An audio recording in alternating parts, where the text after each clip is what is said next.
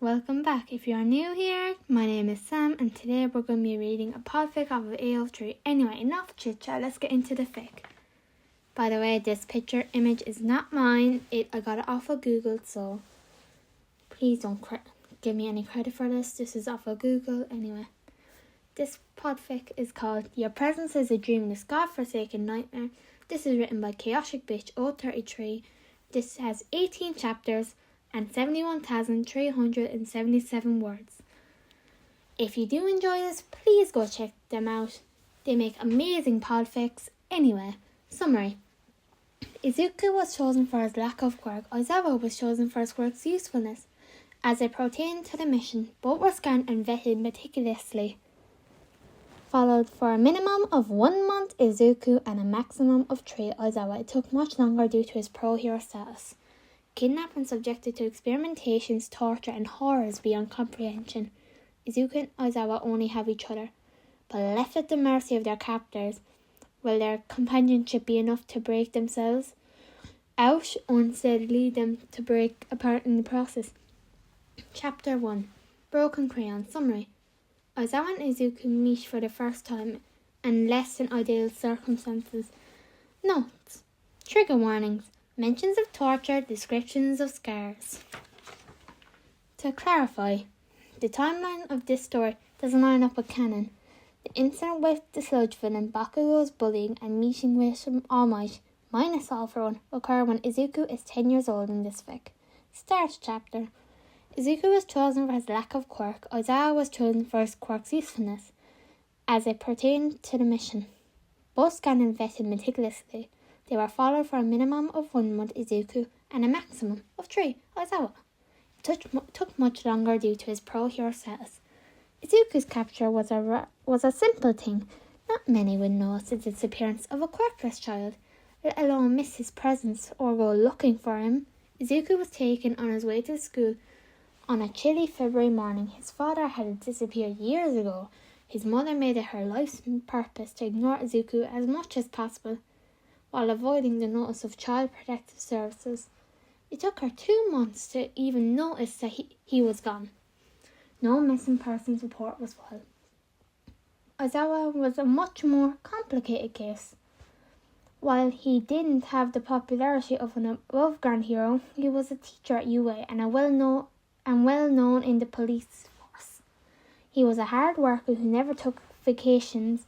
The only sick days he'd ever taken were when he was in a coma 2 years ago, and that only lasted 4 days. People would notice his absence and would go looking for him, so they staged his death. An artificially made corpse, burnt to a crisp, and therefore unrecognisable, was planted at the scene. His capture weapon fibres in tashes around the fake body's neck. A few people for DNA, a clean sweep of all nearby security cameras, and Aizawa Shota was declared dead to the world. Taking him to the base proved to be more difficult than expected, even with his quirk arrays, due to the implanted microchip lodged deep in the flesh of his neck between the of his neck near his collarbone. He was skilled in combat and non-reliant on his quirk to win a fight. It took 4 men and a mild sedative to get him into his cell, but getting him there was just the beginning. Aizawa groaned as he awoke from a deep sleep, his head pounding and his body aching, bracing his hands against the ground in an attempt to prop himself up, still trying to force his eyes open. He groggily noted that he wasn't in his apartment. He winced at the thought of another villain encounter gone south. Too exhausted to care about having been unconscious in a random alleyway in the middle of the night, Hisashi was gonna be pissed. His palms pressed onto the smooth ground, smooth, flat, like stone, lacking any roughening, devoid of broken glass or bits of garbage. Shooting upwards, ignoring the screaming of his muscles, Aizawa frantically began searching his surroundings, taking on the best defensive stance he could, given his current condition. And he assumed that he was in a random side alley in downtown Musutafu where he had been patrolling. His assumption was wrong, and the unfamiliar environment around him was not a welcome sight. He was in a cell of some sort. Aizawa estimated it was around the size of his classroom, maybe a bit smaller. 4 stone walls around him, a thick metal door on the wall to his right, There was no windows. The only source of light was a dim bulb in the corner of the room, surrounded by a metal cage welded to the ceiling. Squinting in the low light, his headache still making his presence known, Aizawa tried to make out his surroundings. The room's furniture was sparse, to say the least. A metal framed flimsy bunk bed, bolted to the floor, pushed against the far wall, a toilet, also bolted to the floor, and a sink, you guessed it, bolted to the floor. A bar of soap rested pitifully on the ledge of the sink, the only item free of any additional security, and everything smelled like antiseptic. Aizawa cursed silently, leaning heavily against the wall. The fog of unconsciousness was finally starting to dissipate, and things were not looking good. He could think of only 2 reasons why he'd be in a cell like this. Either he was arrested for some reason, unlikely, and this was a Musutafu police station. He was sure of that. Or he had been kidnapped. A quick scan of his person confirmed that all his personal items, weapons, identification and communication devices were gone. Great. Even his quirk was gone. Well, not gone, just faded, suppressed. He could still feel it in his soul, his body, the presence of in his soul, but he couldn't access it. The feeling was not one he enjoyed in the slightest. Gritting his teeth, Aizawa took a tentative step forward, stopping when his foot, bare, they took his fucking shoes? Really? Made contact with a small object, a muffled cracking sound, barely audible even in the thick silence, reached his ears. Crouching slowly, his breathing laboured. Aizawa struggled to make out what he stepped on. As his eyes adjusted more to the rather horrible lighting, his heart dropped in his chest. Shit, Aizawa muttered, hoping that maybe he was mistaken. Something rustled in the corner of the room, around the area of the bunk beds, more specifically directly from the bunk beds. Aizawa couldn't breathe. His stomach churned, bile forcing its way up his throat from the bottom bunk of the bed. More rustling and nothing, even in the shadows. He could see them, wide glinting eyes staring back at him, attached to a body covered in swaths of brushy blankets. Upon seeing Aizawa, the figure scrambled backwards, making contact with the stone wall behind him, them making a muffled thump. It sounded painful, but the stranger made no noise. Aizawa instinctively pressed himself closer to the wall behind him. He swallowed the acid in his mouth, trying to steady himself. He didn't want it to be true, wanted it to be a trick of the light, or his exhaustion playing games with his mind. Aizawa looked back down at what he stepped on. Crayons. Now that his eyes were adjusted to the darkness, he picked out several pieces of paper scattered across the floor, covered in scribbles and drawings. Aizawa looked once again at the figure in front of him, the ache in his chest far outweighing the ache of his body. It was a kid in the bed, a child. Wide green eyes met his across the room. After his initial shock of seeing Aizawa, the child hadn't moved an inch, just staring at him while clutching the worn blanket securely to his chest. Aizawa saw nothing but pure, unadulterated fear. After a deep inhale of breath, because fuck, there was a child in here, a child, Aizawa slowly raised his hands, as calmly as he could, palms facing the trembling figure in front of him. Hey kid, he spoke softly, maintaining eye contact and holding as still as possible, not to frighten the child. He was never good with kids. That was always Dashi's thing. At the thought of his husband, he had to take another deep breath, forcibly shoving the panic down deep into his chest. He could think about his husband later. The kid staring at him, seemingly frozen. He was visibly trembling.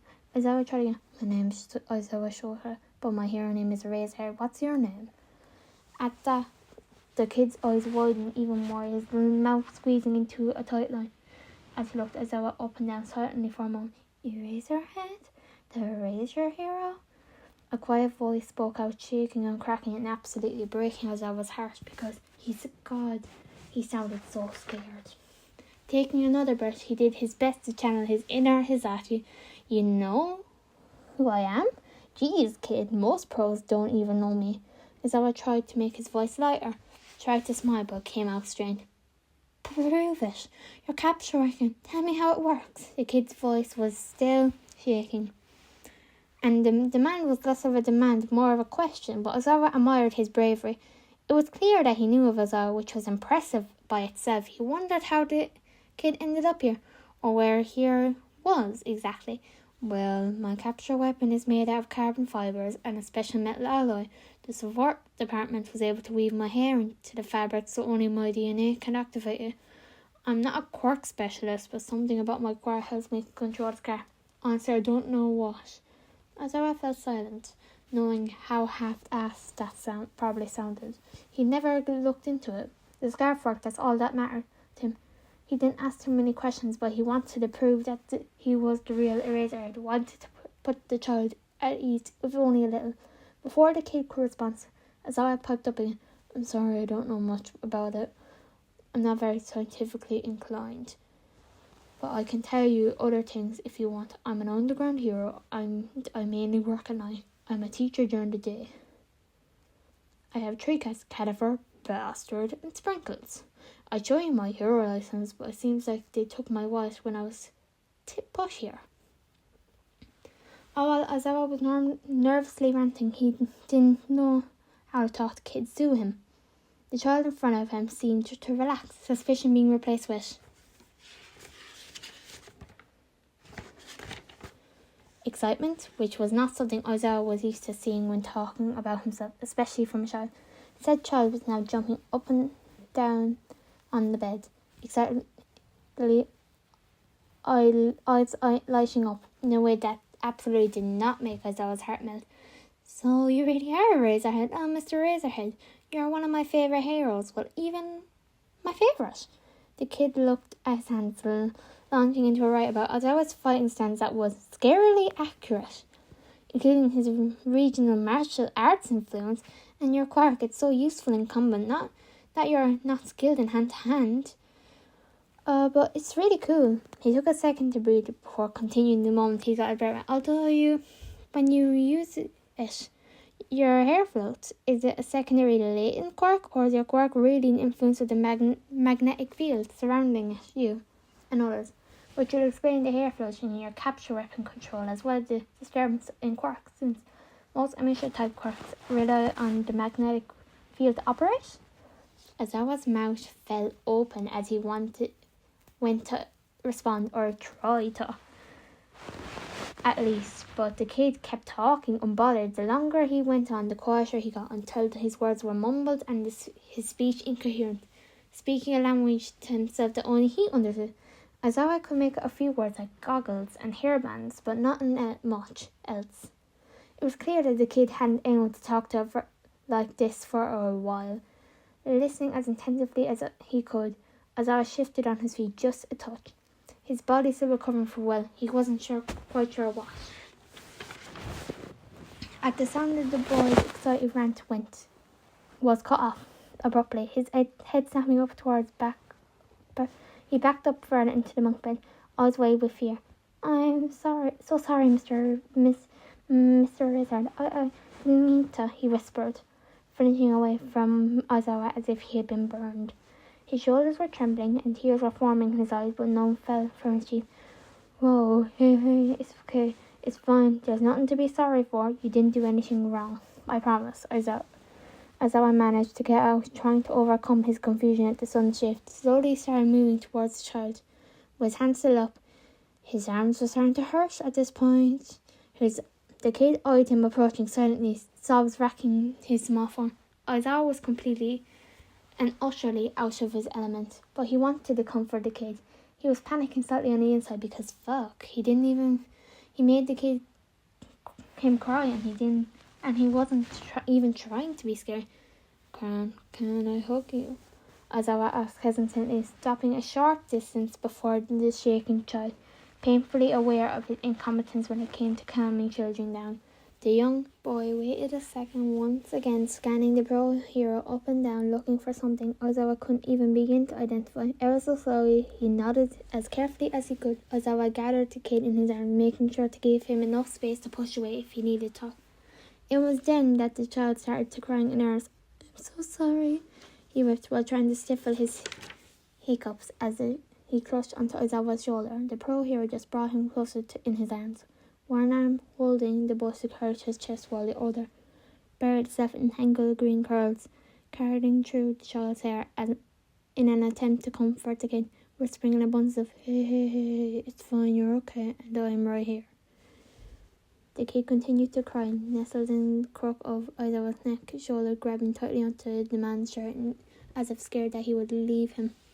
After around 10 minutes, the kid's crying started to slow and his breathing began to even out.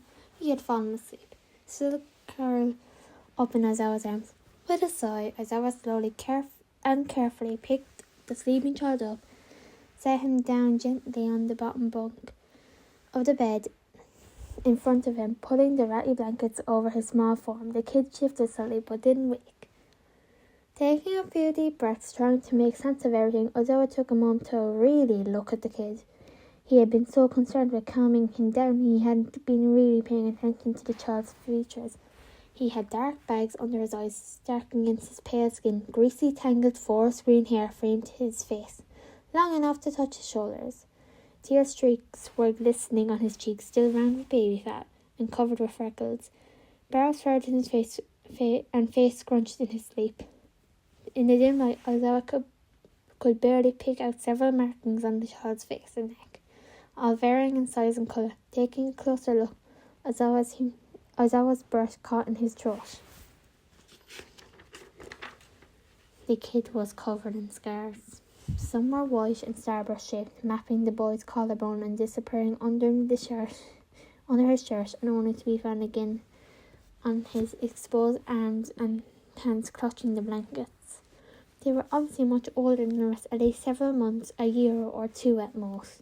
His fingers were oddly scarred, markings circling each one at the joint, wrapping entirely around the skin like a warped and twisted ring of scar tissue.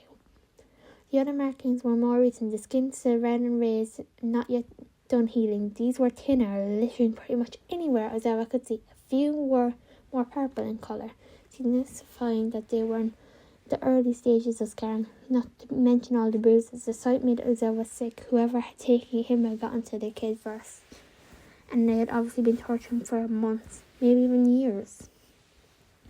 His stomach churning, his head spinning, Aizawa returned to the side of the room he woke up on, sitting propped up against the wall, with both the bed and the door in clear sight. He drew his knees close to his chest, elbows resting on them.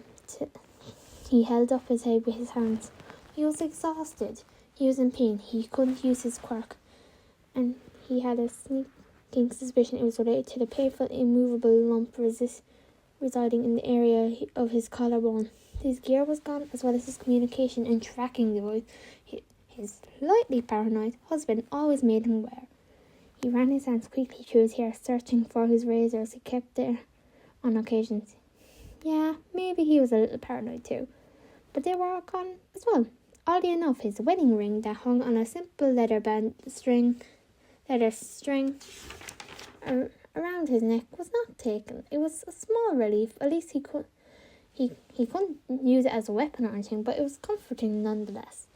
Aizawa took a second to think about his current situation. He had been taken hostage by an unknown entity. He didn't have a quirk to work with, no weapons, no contact with the outside world.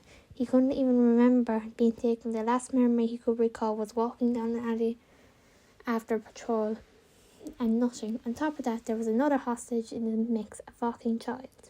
Aizawa thought about the kid, the young boy obviously scarred beyond belief, both physically and mentally. He wondered what the green-haired boy had seen here. All the nights spent alone in this cold, bare cell, just waiting for someone to save him. The thought made Aizawa's head hurt. He knew that he needed to save him. He just needed to figure out how. Sighing, Aizawa shook his head. Now wasn't the time to scheme. He didn't have enough information to make a proper plan anyway. With the shape he was in physically, he couldn't barely walk in a straight line, let alone fight his way out of whatever prison he was in. He allowed himself to bury his head in his knees, knowing that he needed to conserve as much energy as possible. As much as he hated it, that meant he needed to sleep. Shoulders slouching and eyelids drooping, Aizawa thought about Hisashi. give anything to be home with his husband right now, even if it meant listening to his horrible American music. Shoda, Britney Spears is an icon and will not let you slander her like this. Zashi, she sounds like she's trying to impersonate a baby shitting itself. I wouldn't call that iconic. Show, he'd listen to Britney Spears all day if it meant get to sleep in a real bed and drink some hot coffee. A smaller part of Isaiah whispered that he missed his husband and his cats. Missed the warm embrace that always greeted him, even at 3 a.m. after a patrol. He missed the obnoxious, adorable singing that never failed to wake him up in the afternoon. He breathed through the tightness of his chest, silencing that voice in his head. Isaiah was a hero. He couldn't afford to get emotional right now. Besides, he was going to make it home soon enough. He was going to save the kid, hug his fun, and drink as much coffee as he wanted. It was going to be okay. Everything was going to be work out, right?